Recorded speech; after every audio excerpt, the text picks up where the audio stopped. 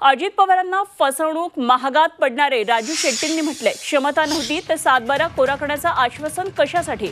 अजित पवारांना राजू शेट्टींनी हा प्रश्न विचारलाय। 7/12 कोरा करण्याची क्षमता नव्हती तर आश्वासन का दिलं? अजित पवार या आधी सुद्धा अर्थमंत्री होते आणि त्यांना खडानखडा माहिती होती तर ते का गंडवले? त्यांनी केलेली ही फसवणूक महागात पडेल अशी प्रतिक्रिया शेतकरी नेते राजू शेट्टी यांनी नांदेडमध्ये दिली आहे।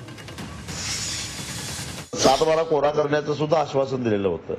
तुमची अवकात नव्हती, तुमची क्षमता नव्हती, कारण मागच्या सरकारमध्ये सुद्धा अजित पवार अर्थमंत्री राहिले होते। म्हणजे राज्याच्या अर्थव्यवस्थेची खडानखडा त्यांना माहिती होती, तर मग तुम्ही अशी आश्वासनं का दिली? शेतकऱ्याला का गंडवलं? का विश्वासघात केला? का फसवलं?